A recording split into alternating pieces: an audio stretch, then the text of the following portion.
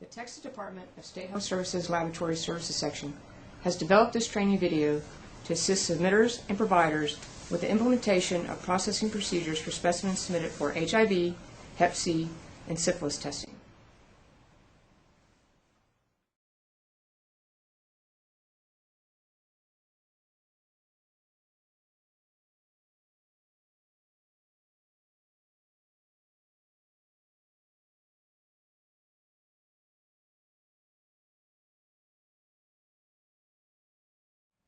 When working with blood specimens, appropriate personal protective equipment, or PPE, must be used for personal safety.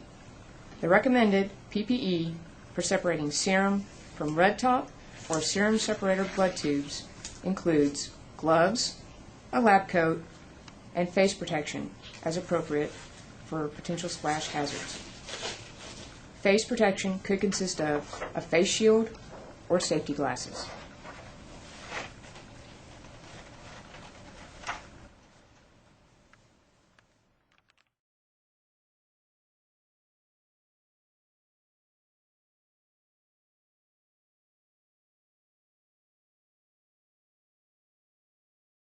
After a blood sample has been collected from a patient into a red top tube or serum separator tube, commonly known as an SST, the blood begins to clot. A specimen collected in a blood collection tube with clot activator should be inverted 5 times to facilitate the clotting process. Allow the specimens to sit at ambient temperature until a clot has formed. For most patients, clotting will occur in as little as 10 minutes. However, the clotting process may require up to 60 minutes in red top tubes, while SSTs may require up to 30 minutes for clotting to occur.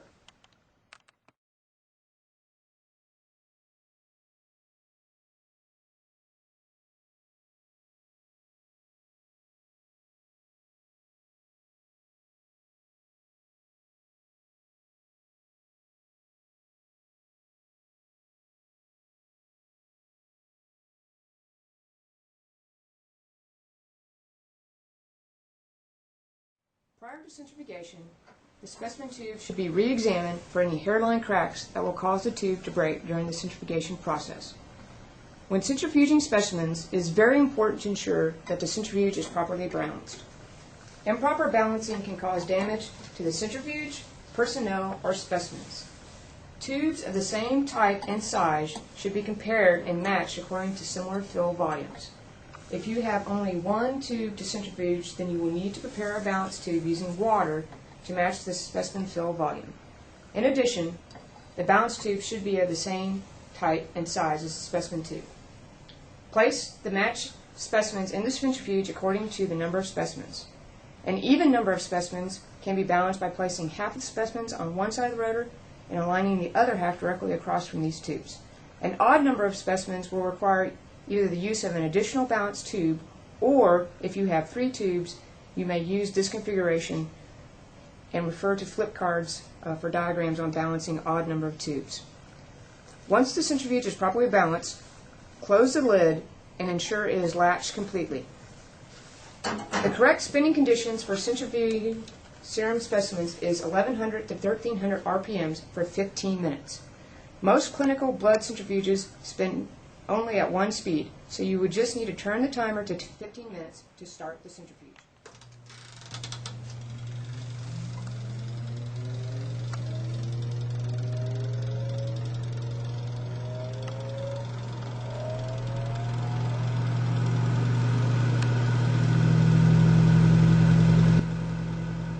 Once the spin time is complete, it is very important to allow the rotor to stop spinning completely before opening the centrifuge lid. Failure to follow these instructions could cause serious illness, serious injury to personnel. Be conscious of any possible broken tubes. If breakage has occurred, view the safety section of this video or refer to the flip card for further instructions. If no tubes are broken or damaged, remove the intact specimens from the centrifuge and place in the rack.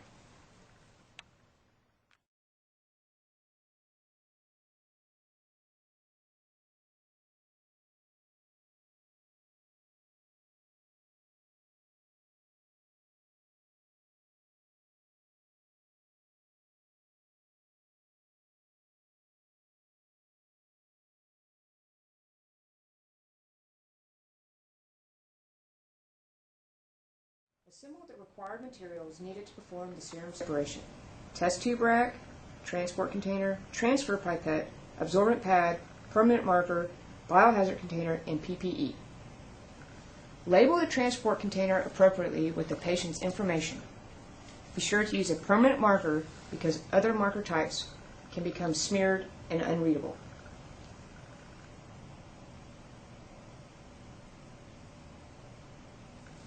Wearing the appropriate PPE, remove the stopper from the red top tube and place it on the absorbent pad.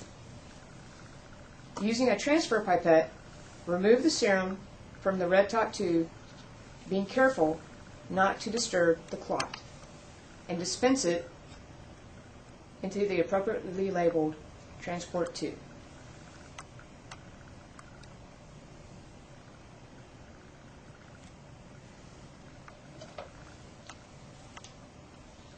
Place the stopper in the red top tube and discard the tube into the biohazard container.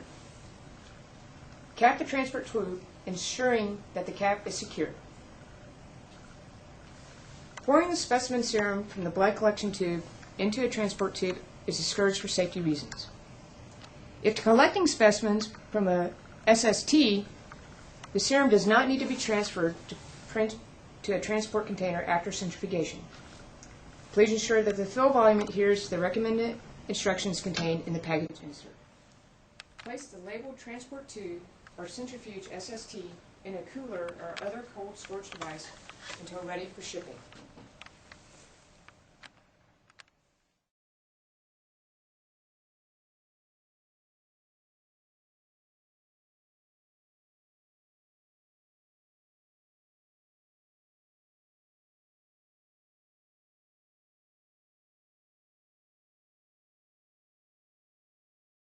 When the specimens are ready to be shipped, remove the tubes from the cold storage.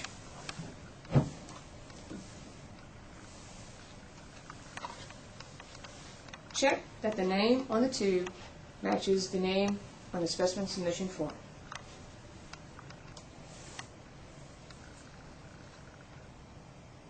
Place the specimen tubes in the plastic container provided with the shipping box.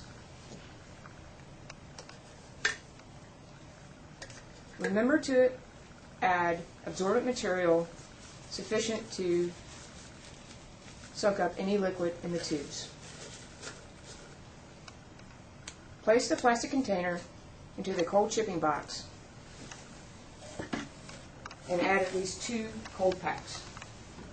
Note, cold packs must be cold or frozen before being placed into the cold shipping box. Place the styrofoam lid on the cold shipping box. Take the appropriate specimen submission forms for each specimen and place into the plastic bag.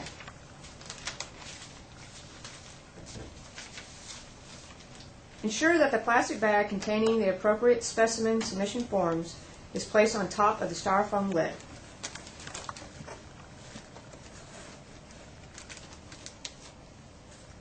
Close the box and secure the top with tape.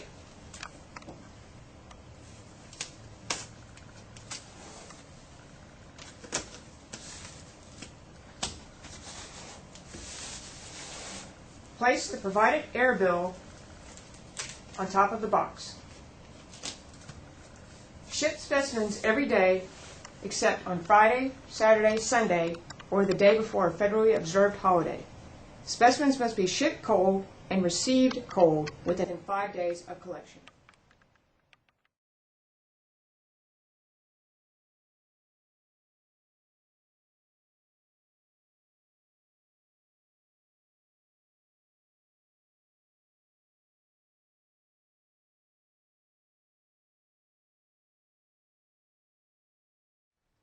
When a spill occurs, immediately remove any contaminated PPE and place it in a biohazard container.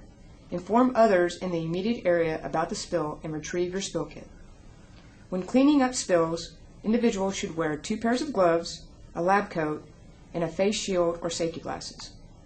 Place absorbent material, pads from the spill kit, or paper towels around the contaminated area so you will be less likely to contaminate your clothing while cleaning up the spill.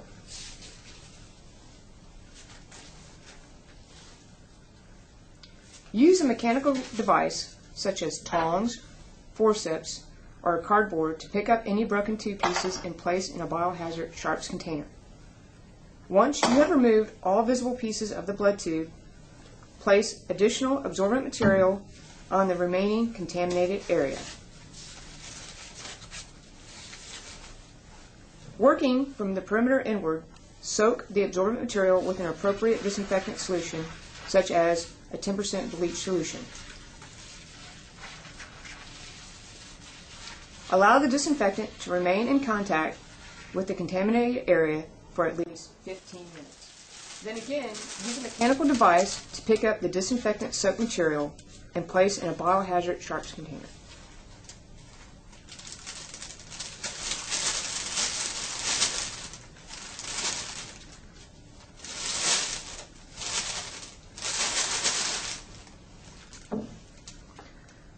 Apply any clean absorbent material to assist with removal of any residual fluid and place in the biohazard container. Remove all contaminated absorbent material and replace in the biohazard container.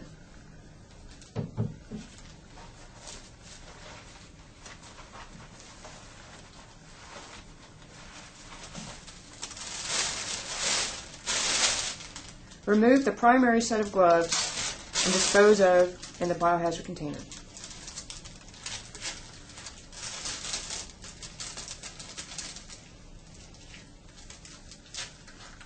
If the lab coat has become contaminated, remove and place in either the biohazard container or contaminated laundry.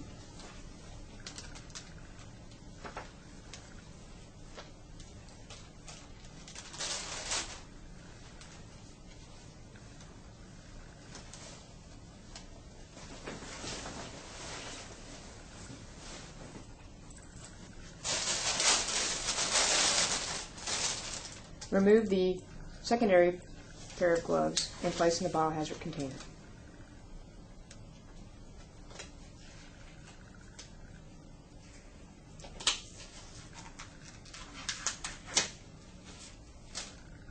Wash hands thoroughly or use appropriate hand sanitizer after removing PPE.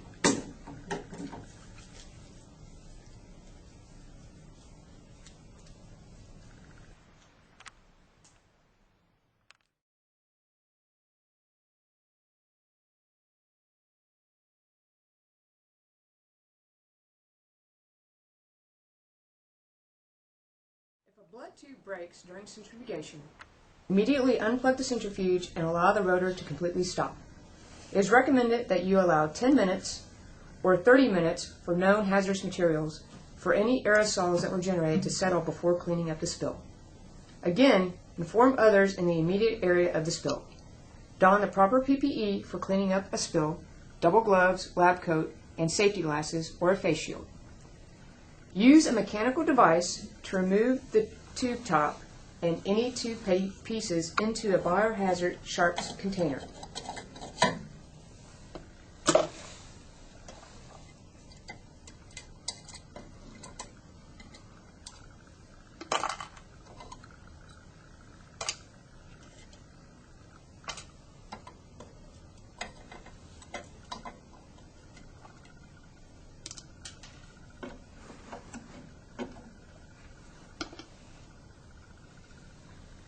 Then remove the tube adapter from the rotor, being careful not to spill the contents.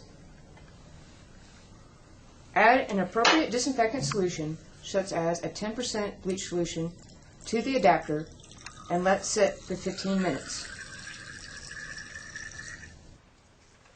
Pour the solution in the tube adapter onto absorbent material placed sufficient to absorb the fluid located in the BioSharps container.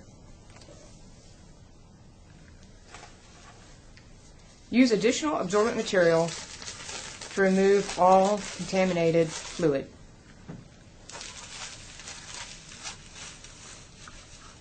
Soak additional absorbent material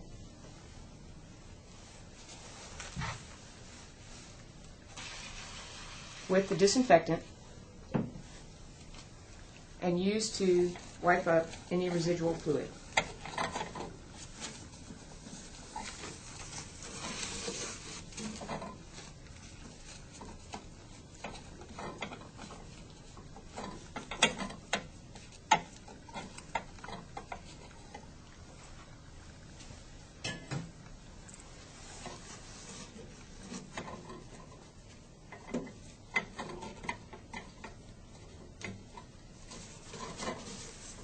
Place all contaminated absorbent material in the biohazard sharps container. In addition, wash the tube adapter with a disinfectant or soap and water. After you've completed this task, you may remove your gloves and dispose of the primary gloves in the biohazard container.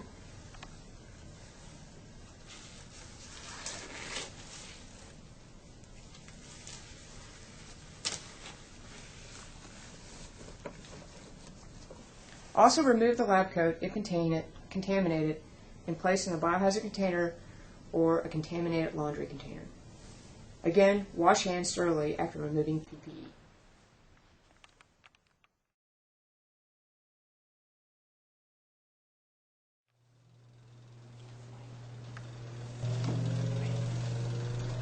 An improperly bound centrifuge can cause issues ranging from a loud roaring noise during spinning to centrifuge vibration that can severely damage the equipment. When centrifuging your blood tubes, ensure the centrifuge has reached its maximum speed before walking away. If you hear the loud roaring noise or see the centrifuge vibrating, immediately unplug the centrifuge.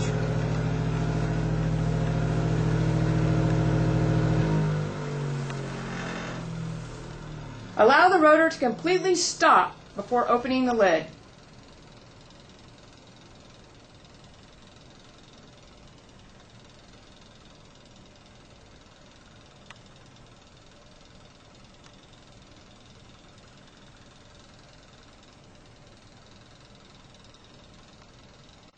Check to see that the tubes are properly balanced in the rotor.